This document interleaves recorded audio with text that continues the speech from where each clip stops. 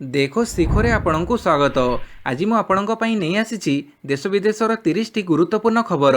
ଆପଣଙ୍କୁ ଅନୁରୋଧ ଭିଡ଼ିଓଟିକୁ ସମ୍ପୂର୍ଣ୍ଣ ଦେଖିବେ। ଭଲ ଲାଗିଲେ ଏହାକୁ ଲାଇକ୍ ଓ ସେୟାର ନିଶ୍ଚୟ କରିବେ। ନମ୍ବର 1 ଚକ୍ରବୃଦ୍ଧି ସୁଧ ଛାଡ଼ ନଭେମ୍ବର 5 ସୁଦ୍ଧା ଗ୍ରାହକଙ୍କୁ ମିଳିବ ଟଙ୍କା। କେନ୍ଦ୍ର ସରକାରଙ୍କ ନିଷ୍ପତ୍ତି ଅନୁସାରେ ନଭେମ୍ବର 5 ସୁଦ୍ଧା ମୋରାଟୋରିୟମ୍ ସୁବିଧା ଦିଆଯାଇଥିବା 6 ମାସର ଚକ୍ରବୃଦ୍ଧି ସୁଧ ବା ସୁଧ ଉପରେ ସୁଧ ଛାଡ଼ ସ୍କିମ୍କୁ ଲାଗୁ କରିବାକୁ ଦେଶର ସମସ୍ତ ଋଣ ପ୍ରଦାନକାରୀ ସଂସ୍ଥାଗୁଡ଼ିକୁ ଭାରତୀୟ ରିଜର୍ଭ ବ୍ୟାଙ୍କ କହିଛନ୍ତି। ନଭେମ୍ବର 5 ସୁଦ୍ଧା ଯୋଗ୍ୟ ଗ୍ରାହକମାନଙ୍କ ଖାତାରେ ଚକ୍ରବୃଦ୍ଧି ସୁଧ ଛାଡ଼ ବାବଦ ଟଙ୍କା ଜମା କରିବା ପ୍ରକ୍ରିୟା ଶେଷ କରିବାକୁ ଆର୍ଥିକ ଅନୁଷ୍ଠାନଗୁଡ଼ିକୁ ରିଜର୍ଭ ବ୍ୟାଙ୍କ କହିଛି। ଏହି ସ୍କିମ୍ ଅଧୀନରେ ଗୃହ, ଶିକ୍ଷା, ଗାଡ଼ି, ଏମ୍ଏସ୍ଏମ୍ଇ, କଞ୍ଜ୍ୟୁମର ଡ୍ୟୁରେବୁଲ ଓ କଞ୍ଜମ୍ପସନ୍ ଋଣ ଓ କ୍ରେଡିଟ୍ କାର୍ଡ ଦେୟକୁ ସାମିଲ କରାଯାଇଛି। 2020 ମାର୍ଚ୍ଚ 1 ରୁ ଅଗଷ୍ଟ 31 ମଧ୍ୟରେ ଯୋଗ୍ୟ ଗ୍ରାହକଙ୍କ ଖାତାରେ ସାଧାରଣ ସୁଧ ଓ ଚକ୍ରବୃଦ୍ଧି ସୁଧ ମଧ୍ୟରେ ରହିଥିବା ଅନ୍ତର ବାବଦ ରାଶିକୁ ଜମା କରିବା ଲାଗି ଆର୍ଥିକ ସଂସ୍ଥାଗୁଡ଼ିକୁ କୁହାଯାଇଛି।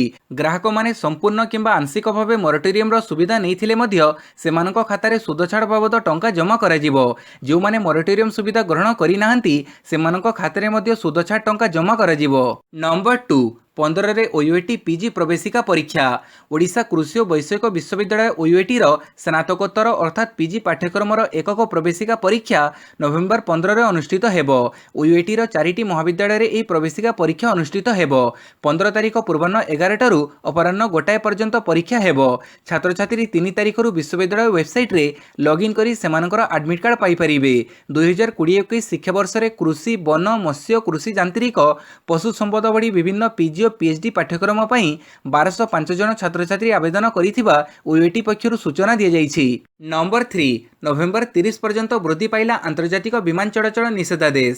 ମହାମାରୀ ଜନିତ ସଂକଟ କାରଣରୁ ନିର୍ଦ୍ଧାରିତ ଆନ୍ତର୍ଜାତିକ ଯାତ୍ରୀବାହୀ ବିମାନ ଉଡ଼ାଣ ଉପରେ ଜାରି ହୋଇଥିବା ନିଷେଧାଦେଶ ନଭେମ୍ବର 30 ପର୍ଯ୍ୟନ୍ତ ବୃଦ୍ଧି କରାଯାଇଥିବା କଥା ବୁଧବାର ଦିନ ବେସାମରିକ ବିମାନ ଚଳାଚଳ ମହାନିର୍ଦ୍ଦେଶକ କହିଛନ୍ତି। ଏହି ନିଷେଧାଦେଶ ଆନ୍ତର୍ଜାତିକ ମାଲବାହୀ ବିମାନ ଏବଂ ସ୍ୱତନ୍ତ୍ର ଭାବେ ଅନୁମୋଦିତ ବିମାନ ଚଳାଚଳ ପ୍ରତି ଲାଗୁ ହେବ ନାହିଁ ବୋଲି ମଧ୍ୟ ଡିଜିସିଏ କହିଛନ୍ତି।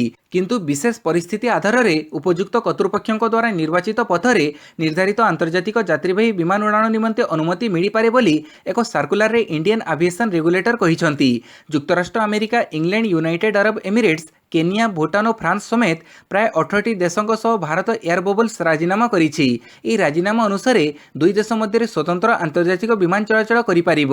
ନମ୍ବର 4 ଡିସେମ୍ବର 7ରୁ ଓଡ଼ିଶା ପ୍ରଶାସନିକ ସେବା ମେନ୍ ପରୀକ୍ଷା। ମହାମାରୀ ଯୋଗୁଁ ସ୍ଥଗିତ ଥିବା ଓଡ଼ିଶା ପ୍ରଶାସନିକ ସେବାର ମେନ୍ ପରୀକ୍ଷା ଆସନ୍ତା ଡିସେମ୍ବର 7ରୁ ଆରମ୍ଭ ହେବ। ଏନେଇ ଓଡ଼ିଶା ଲୋକସେବା ଆୟୋଗଙ୍କ ପକ୍ଷରୁ କାଲି କାର୍ଯ୍ୟସୂଚୀ ଜାରି ହୋଇଛି। ସୂଚନା ଅନୁସାରେ ଏହି ମେନ୍ ପରୀକ୍ଷା 2ଟି ଶିଫ୍ଟରେ ଡିସେମ୍ବର 7ରୁ ଆରମ୍ଭ ହୋଇ 31 ତାରିଖ ପର୍ଯ୍ୟନ୍ତ ଚାଲିବ। ଭିନ୍ନକ୍ଷମ ପରୀକ୍ଷାର୍ଥୀମାନଙ୍କୁ ଅତିରିକ୍ତ 1 ଘଣ୍ଟା ସମୟ ମିଳିବ। ଏହି ପରୀକ୍ଷା ସକାଳ 9ଟାରୁ 1ଟାଏ ଓ 2ଟାରୁ 6ଟା ପର୍ଯ୍ୟନ୍ତ ଚାଲିବ। ଉଲ୍ଲେଖଯୋଗ୍ୟ, ଓଡ଼ିଶା ଲୋକସେବା ଆୟୋଗଙ୍କ ପକ୍ଷରୁ 156ଟି ପଦବୀ ପାଇଁ ପରୀକ୍ଷା ଅନୁଷ୍ଠିତ ହୋଇଥିଲା। ମୋଟ 44,636 ଜଣ ଆବେଦନକାରୀ ଏହି ପରୀକ୍ଷା ଦେଇଥିଲେ ଓ କୃତକାର୍ଯ୍ୟ ହୋଇଥିବା ପ୍ରାର୍ଥୀମାନେ ଆସନ୍ତା ଡିସେମ୍ବର 7ରେ ମେନ୍ ପରୀକ୍ଷା ଦେବାକୁ ଯୋଗ୍ୟ ବିବେଚିତ ହେବେ। ପାଣିପାଗ ସୂଚନା। ଓଡ଼ିଶା ସମେତ ସମଗ୍ର ଦେଶରୁ ବିଦାୟ ନେଲା ଦକ୍ଷିଣ ପଶ୍ଚିମ ମୌସୁମୀ। ଦକ୍ଷିଣ ପଶ୍ଚିମ ମୌସୁମୀ ବାୟୁ କାଲି ସମଗ୍ର ରାଜ୍ୟରୁ ଅପସରି ଯାଇଛି। ଗତ କିଛି ଦିନ ତଳେ ରାଜ୍ୟରୁ ମୌସୁମୀର ପ୍ରତ୍ୟାହାର ଆରମ୍ଭ ହୋଇଥିଲା। କାଲି ଅବଶିଷ୍ଟ କେତେ ଅଞ୍ଚଳରୁ ମୌସୁମୀର ପ୍ରତ୍ୟାବର୍ତ୍ତନ ସହ ସମଗ୍ର ରାଜ୍ୟରୁ ମୌସୁମୀ ଅପସରି ଯାଇଛି ବୋଲି ଆଞ୍ଚଳିକ ପାଣିପାଗ କେନ୍ଦ୍ର ପକ୍ଷରୁ କୁହାଯାଇଛି। କେବଳ ଓଡ଼ିଶା ନୁହେଁ, ସମଗ୍ର ଦେଶରୁ ଦକ୍ଷିଣ ପଶ୍ଚିମ ମୌସୁମୀର ପ୍ରତ୍ୟାବର୍ତ୍ତନ ହୋଇଯାଇଛି ବୋଲି ଭାରତୀୟ ପାଣିପାଗ ବିଭାଗ ପକ୍ଷରୁ କୁହାଯାଇଛି। ଅନ୍ୟପକ୍ଷରେ ଆଜିଠାରୁ କେରଳ, ତାମିଲନାଡୁ ଓ କର୍ଣ୍ଣାଟକ ରାଜ୍ୟରେ ଉତ୍ତର ପୂର୍ବ ମୌସୁମୀ ବାୟୁ ପ୍ରବେଶ କରିବା ସହ ଏସବୁ ରାଜ୍ୟରେ ବର୍ଷା ହେବାର ସମ୍ଭାବନା ରହିଛି। ଏବର୍ଷ ଦକ୍ଷିଣ ପଶ୍ଚିମ ମୌସୁମୀ ଗତ କିଛି ଦଶନ୍ଧିରେ ସବୁଠାରୁ ବିଳମ୍ବରେ ପ୍ରତ୍ୟାବର୍ତ୍ତନ କରିଛି। ନମ୍ବର 6 ରାଜ୍ୟରେ 1540 ନୂଆ ପଜିଟିଭ୍ ଚିହ୍ନଟ, ପୁଣି 12 ମୃତ। ରାଜ୍ୟରେ ସଂକ୍ରମିତଙ୍କ ସଂଖ୍ୟା ଧୀରେ ଧୀରେ କମିବାରେ ଲାଗିଛି। ଗତ 24 ଘଣ୍ଟା ମଧ୍ୟରେ ରାଜ୍ୟରେ ନୂଆ 1540 ଜଣ ପଜିଟିଭ୍ ଚିହ୍ନଟ ହୋଇଛନ୍ତି। ଅନୁଗୁଳରୁ 100 ଜଣ, ବାଲେଶ୍ୱରରୁ 92, ବରଗଡ଼ରୁ 41, ଭଦ୍ରକରୁ 9, ବଲାଙ୍ଗୀରରୁ 67, ବୌଦ୍ଧରୁ 3, କଟକରୁ 99, ଦେବଗଡ଼ରୁ 7, ଢେଙ୍କାନାଳରୁ 24, ଗଜପତିରୁ 5, ଗଞ୍ଜାମରୁ 29, ଜଗତସିଂହପୁରରୁ 78, ଯାଜପୁରରୁ 22, ଝାରସୁଗୁଡ଼ାରୁ 42, କଳାହାଣ୍ଡିରୁ 47, କନ୍ଧମାଳରୁ 14, କେନ୍ଦ୍ରାପଡ଼ାରୁ 62, କେନ୍ଦୁଝରରୁ 38, ଖୋର୍ଦ୍ଧାରୁ 208, କୋରାପୁଟରୁ 26, ମାଲକାନଗିରିରୁ 42, ମୟୂରଭଞ୍ଜରୁ 91, ନବରଙ୍ଗପୁରରୁ 43, ନୟାଗଡ଼ରୁ 33, ନୂଆପଡ଼ାରୁ 51, ପୁରୀରୁ 49, ରାୟଗଡ଼ାରୁ 10, ସମ୍ବଲପୁରରୁ 32, ସୋନପୁର 29, ସୁନ୍ଦରଗଡ଼ରୁ 111 ସଂକ୍ରମିତ ଚିହ୍ନଟ ହୋଇଛନ୍ତି। ଏଣେ ରାଜ୍ୟରେ ଗତ 24 ଘଣ୍ଟା ମଧ୍ୟରେ ପୁଣି 12 ଜଣଙ୍କର ମୃତ୍ୟୁ ଘଟିଛି।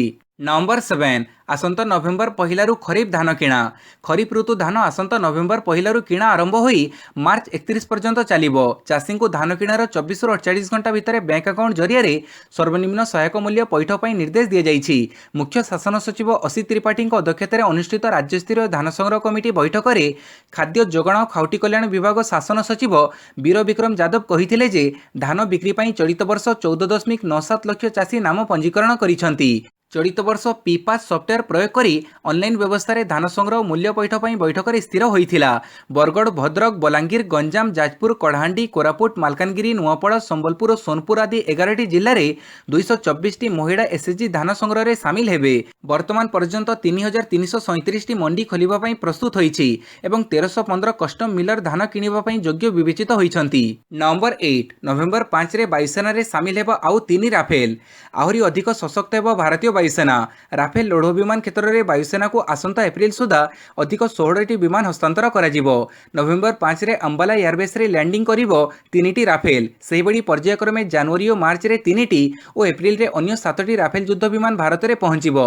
पूर्वरु प्रथम पर्याय रे 5टी राफेल जेट हरियाणार अंबाला एयरबेस रे पहुंचीथिला, जहाकु वायुसेना रे शामिल करा जाई सारिछि। सेपटे आगुको आसिबाकु थिबा राफेल फाइटर जेट पई फ्रांस जिबे स्वतंत्र भावे प्रशिक्षण प्राप्त भारतीय पायलट। वायुसेना को मोट 36टी फाइटर जेट जोगैब फ्रांस। नंबर 9 अंगनवाड़ी कर्मी को मिलिपारे शिक्षक दायित्व। अंगनवाड़ी कर्मी को प्री प्राइमरी शिक्षक दायित्व मिलिपारे। केंद्र सरकार लागू करबाकु थिबा नूतन शिक्षा नीति अनुसार ए नुआ व्यवस्था कार्यकारी हेबार संभावना रहिछि। ए संभाव्य व्यवस्था अनुसार 3 रु 6 वर्षर पिलामानंक पई प्री प्राइमरी पाठ्यक्रम आरंभ करा जिवो।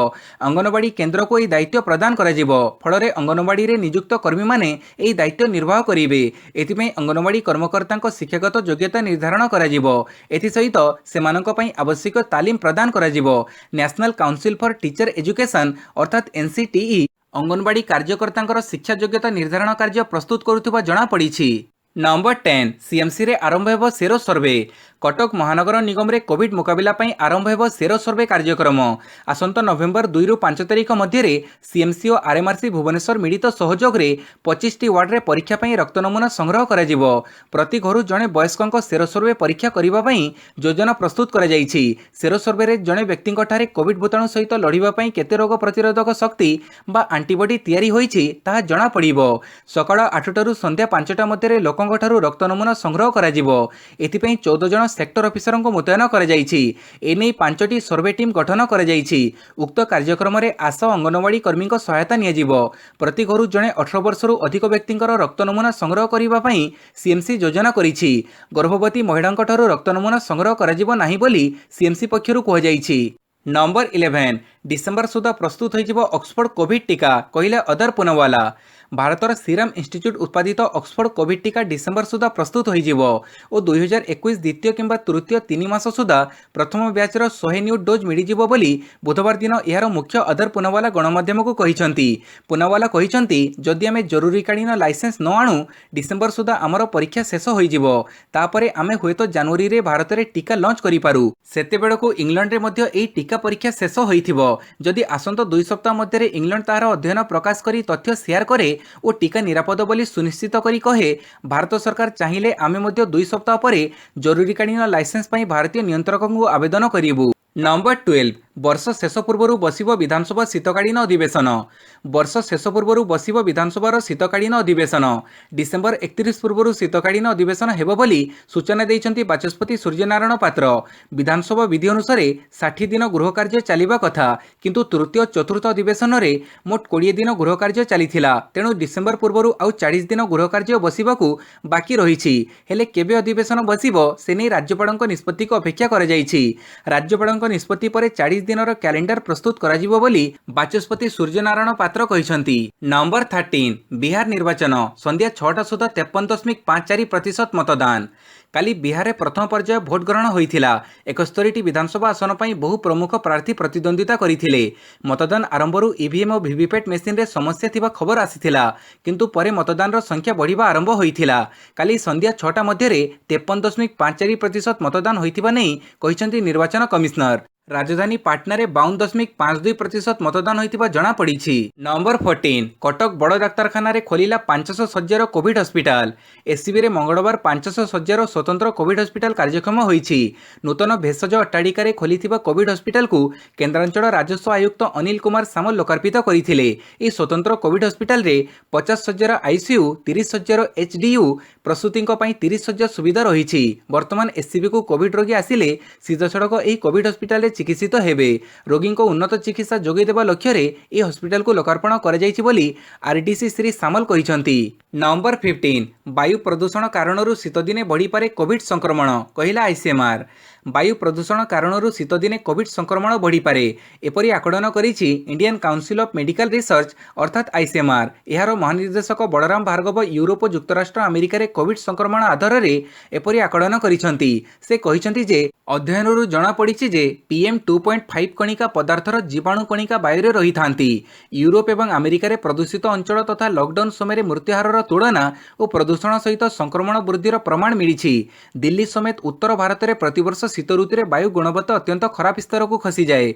उच्च स्तर वायु प्रदूषण कोविड-19 महामारी को आहरी खराब करिपारे बोली विशेषज्ञ माने चेतावनी देइछंती। नंबर 16 एणिके अमेरिकार अति सहजरे ड्रोन आनीपर भारत। भारत अमेरिका मध्य थिबा सुसंपर्क धीरे धीरे मजबूत हेबारे लागिछि। 2018 कमकासा और 2020 रे बीईसीए चुक्ति दुई देश मध्य थिबा निबिड़ता को दर्शाउछि। एथिसह एही दुई चुक्ति द्वारा भारत मध्य प्रतिरक्षा क्षेत्र में अधिक सुदृढ़ हेबार संभावना रहिछि। एहा बाद भारत एणिके बेस सहजरे अमेरिका ठारू अत्याधुनिक ड्रोन किनि पारिबो। एही ड्रोन गुड़िक मध्य रेपर्स और प्रेडेटर्स रहिछि। एही ड्रोन द्वारा स्थल गभीर समुद्र रे मध्य शत्रु पक्ष को टार्गेट करा जाई पारिबो।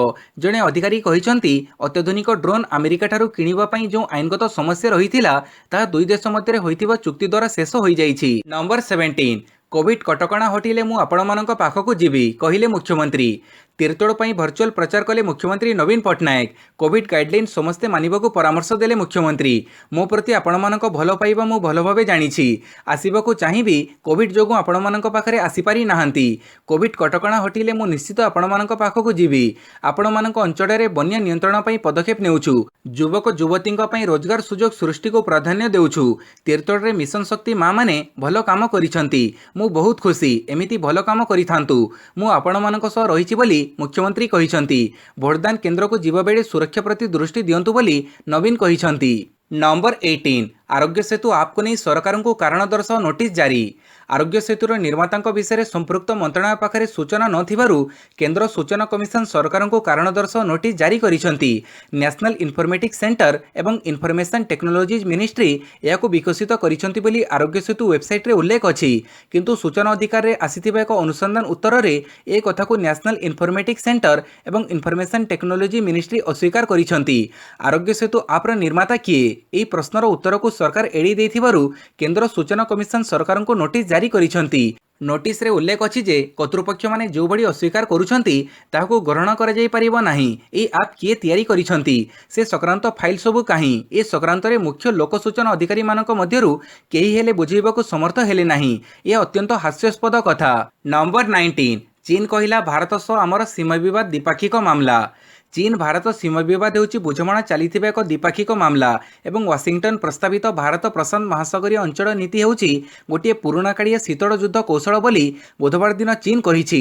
चीन सह भारतर लागिथिबा वास्तव नियंत्रण रेखा सामरिक विवाद कथारे युक्तराष्ट्र अमेरिका भारत को समर्थन करे बोली नुआदिल्ली रे मंगलवार दिन युक्तराष्ट्र अमेरिकार वैदेशिक सचिव माइक पम्पियों मंतव्य उपर प्रतिक्रिया प्रकाश करी चीन वैदेशिक मंत्रालय उपरोक्त मंतव्य देइछि। बुधवार दिन बेजिंग ठारे मंत्रालय सांबादिक सम्मेलन रे चीन वैदेशिक मंत्रालय मुखपात्र वान वेबनिन कहिसंती चीन और भारत मध्य लागिथिबा सीमांत व्यापार दुई देश भितरर कथा। नंबर 20 भुवनेश्वर में अधिक कोविड टेस्ट करिवार आवश्यकता रही कहले बीएमसी कमिशनर। राजधानी भुवनेश्वर कोविड संक्रमण दिनक दिन ह्रास पाइबारे लागिछि। विगत 10 दिन है संक्रमण ह्रास पाइछि। भुवनेश्वर महानगर निगम कमिशनर प्रेमचंद चौधरी काली सांबादिक सम्मेलन में यह कहिसंती एबे होम आइसोलेशन रे 75% आक्रांत अछंती। हॉस्पिटल गुड़िकरे एबे बेड खाली रहिछि, किंतु भुवनेश्वर में अधिक टेस्ट करिवार आवश्यकता रहिछि। जे चाहिबे आसी परीक्षा करि परिबे बोली श्री चौधरी कहिसंती। नंबर 21 एयर इंडिया विमान उड़ाण पर प्रतिबंधक लगेला हांगकांग। मुंबईରୁ ହଂକଂକୁ ଉଡ଼ିବ ନାହିଁ ଏୟାର ଇଣ୍ଡିଆ ବିମାନ। ନଭେମ୍ବର 10 ପର୍ଯ୍ୟନ୍ତ ବିମାନ ଉଡ଼ାଣ ଉପରେ ପ୍ରତିବନ୍ଧକ ଲଗାଇଛନ୍ତି ହଂକଂ ସରକାର। ଚତୁର୍ଥ ଥର ପାଇଁ ହଂକଂ ସରକାର ଏୟାର ଇଣ୍ଡିଆ ବିମାନ ଉଡ଼ାଣ ଉପରେ ପ୍ରତିବନ୍ଧକ ଲଗାଇଥିବା ନେଇ ପିଟିଆଇରେ ଖବର ପ୍ରକାଶ ପାଇଛି। ବିମାନରେ ଥିବା କିଛି ଯାତ୍ରୀ କୋଭିଡ୍ ଆକ୍ରାନ୍ତ ଥିବା ଜଣାପଡ଼ିବା ପରେ ହଂକଂ ସରକାର ଏହି ନିଷ୍ପତ୍ତି ନେଇଛନ୍ତି। ହଂକଂ ସରକାରଙ୍କ ଦ୍ୱାରା ଜାରି କରାଯାଇଥିବା ନିୟମ ଅନୁଯାୟୀ ଯଦି ଯାତ୍ରୀମାନେ ଯାତ୍ରାର 72 ଘଣ୍ଟା ମଧ୍ୟରେ କରିଥିବା କୋଭିଡ୍-19 ପରୀକ୍ଷାର ନେଗେଟିଭ୍ ରିପୋର୍ଟ ଦେଖାନ୍ତି ତେବେ ହଂକଂରେ ପହଞ୍ଚି ପାରିବେ। ଏହାସହ ସମସ୍ତ ଆନ୍ତର୍ଜାତିକ ଯାତ୍ରୀ ଓ ହଂକଂ ବିମାନବନ୍ଦରରେ ପହଞ୍ଚିବା ପରେ କୋଭିଡ୍-19 ପରୀକ୍ଷା ଦେବାକୁ ପଡ଼ିବ। ନମ୍ବର 22 ଜମ୍ମୁ କାଶ୍ମୀର ସହ ବିଶ୍ୱାସଘାତ କରିଛି କେନ୍ଦ୍ର, କହିଲେ ଉମର ଅବଦୁଲ୍ଲା। କେନ୍ଦ୍ରଶାସିତ ଅଞ୍ଚଳ ଜମ୍ମୁ ଓ କାଶ୍ମୀରରେ ଏଣିକି କେହି ବି ଅଣକୃଷି ଜମି କିଣିପାରିବେ। ଏନେଇ କେନ୍ଦ୍ର ସରକାର ବିଜ୍ଞପ୍ତି ପ୍ରକାଶ କରିଛନ୍ତି। ଏହାପରେ ଜମ୍ମୁ କାଶ୍ମୀରର ରାଜନୈତିକ ଦଳ ଏକ ହୋଇ କେନ୍ଦ୍ର ସରକାରଙ୍କୁ ଜୋରଦାର ବିରୋଧ କରିଛନ୍ତି। ଜମ୍ମୁ କାଶ୍ମୀରର ରାଜନୈତିକ ଦଳ କହିଛନ୍ତି ଯେ ଏହି ଜମି ଆଇନ ଦ୍ୱାରା ଜନସଂଖ୍ୟା ପରିବର୍ତ୍ତନର ଆଶଙ୍କା ରହିଛି। ଏହାଦ୍ୱାରା ସ୍ଥାୟୀ ବାସିନ୍ଦା ପୂର୍ବ ଭଳି ସୁରକ୍ଷିତ ରହିପାରିବେ ନାହିଁ। ଜମ୍ମୁ କାଶ୍ମୀରର ପୂର୍ବତନ ମୁଖ୍ୟମନ୍ତ୍ରୀ ତଥା ନ୍ୟାସନାଲ କନଫରେନ୍ସର ଉପାଧ୍ୟକ୍ଷ ଉମର ଅବଦୁଲ୍ଲା କହିଛନ୍ତି ଯେ ଜମ୍ମୁ କାଶ୍ମୀରକୁ ବିକ୍ରି କରିବା ଦ୍ୱାରା ନାଗରିକଙ୍କ ମୌଳିକ ସୁରକ୍ଷା ହଟେଇ ଦିଆଯାଇଛି। କେନ୍ଦ୍ରର ଏହି ଜମି ସଂଶୋଧନ ଆଇନ ବଡ଼ ବିଶ୍ୱାସଘାତକତା ବୋଲି ସେ କହିଛନ୍ତି। ପିପୁଲ୍ସ କନଫରେନ୍ସର ସଭାପତି ମୁଖପାତ୍ର ସଜ୍ଜାଦ ଲୋନ୍ କହିଛନ୍ତି ଯେ ଏହି ଆଇନ ଜମ୍ମୁ କାଶ୍ମୀରବାସୀଙ୍କ ଅଧିକାର ଉପରେ ଏକ ବଡ଼ ଆକ୍ରମଣ ଏବଂ ଏହା ସମ୍ପୂର୍ଣ୍ଣ ଅସାମ୍ବିଧାନିକ। ନମ୍ବର 23 ଭାରତ ଆମେରିକା ଡାକ ସେବା ଚୁକ୍ତିନାମ ସ୍ୱାକ୍ଷରିତ।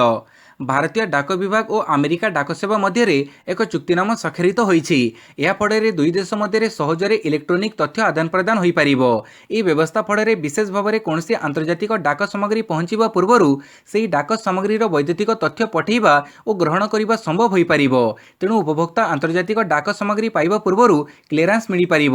ଏହି ଚୁକ୍ତିରେ ଭାରତ ପକ୍ଷରୁ ଡାକ ବିଭାଗର ଉପମହାନିର୍ଦ୍ଦେଶକ ପ୍ରଣୟ ଶର୍ମା ଏବଂ ଆମେରିକା ଡାକ ବିଭାଗ ପକ୍ଷରୁ ପରିଚାଳନା ନିର୍ଦ୍ଦେଶକ ରବର୍ଟ ଏଚ୍ ରେନ୍ସ ଜୁନିୟର ସ୍ୱାକ୍ଷର କରିଛନ୍ତି।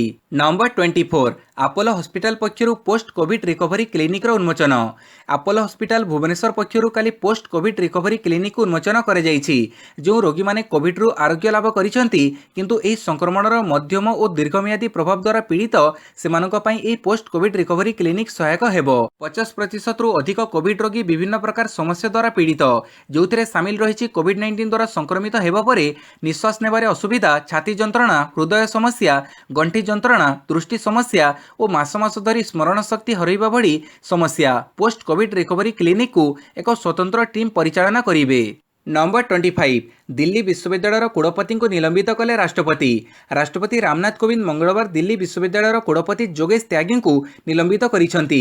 ଦିଲ୍ଲୀ ବିଶ୍ୱବିଦ୍ୟାଳୟରେ ଯୋଗେଶ ଦେଇଥିବା ନିଯୁକ୍ତିକୁ ନେଇ ତୀବ୍ର ବିବାଦ ସୃଷ୍ଟି ହୋଇଥିଲା। ଏହି କାରଣରୁ ରାଷ୍ଟ୍ରପତି କୋବିନ୍ଦ ତାଙ୍କୁ ନିଲମ୍ବିତ କରିଥିବା କେନ୍ଦ୍ର ଶିକ୍ଷା ମନ୍ତ୍ରଣାଳୟ ପକ୍ଷରୁ ସୂଚନା ଦିଆଯାଇଛି।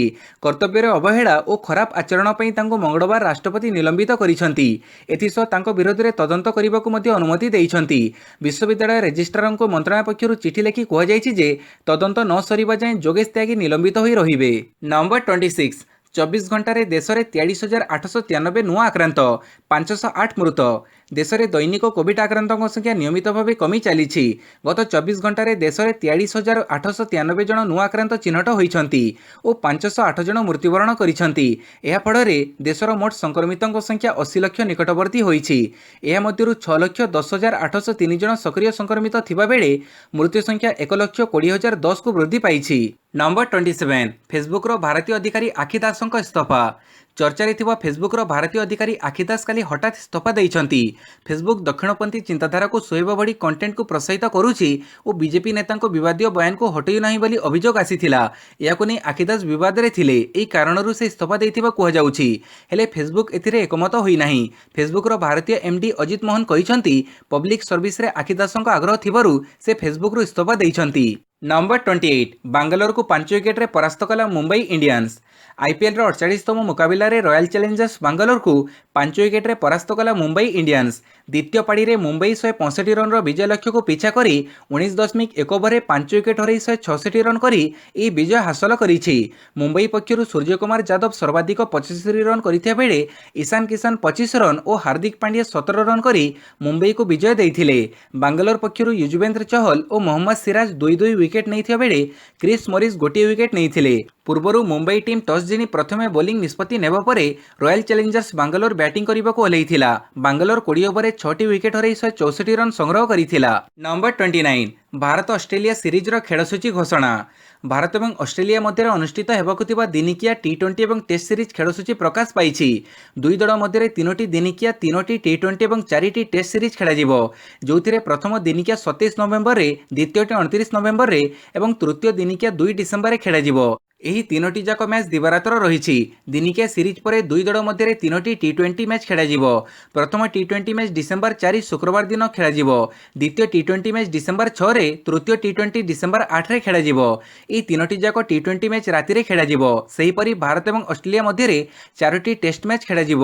ପ୍ରଥମ ଟେଷ୍ଟ 17ରୁ 21 ଡିସେମ୍ବର ମଧ୍ୟରେ ଖେଳାଯିବ। ଏହି ମ୍ୟାଚ୍ ଦିବାରାତ୍ର ରହିଛି।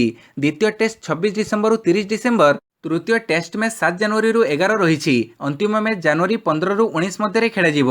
Number 30 Bharat Australia test. ଗ୍ୟାଲେରୀରେ ବସିବେ 25,000 ଦର୍ଶକ। ମହାମାରୀ ଭିତରେ ଟିମ୍ ଇଣ୍ଡିଆ ଆସନ୍ତା ମାସରେ ଅଷ୍ଟ୍ରେଲିଆ ଗସ୍ତ କରିବ, ଯେଉଁଠାରେ ବିରାଟ ବାହିନୀ ଦିନିକିଆ ଟି20 ଓ ଟେଷ୍ଟ ସିରିଜ୍ ଖେଳିବ।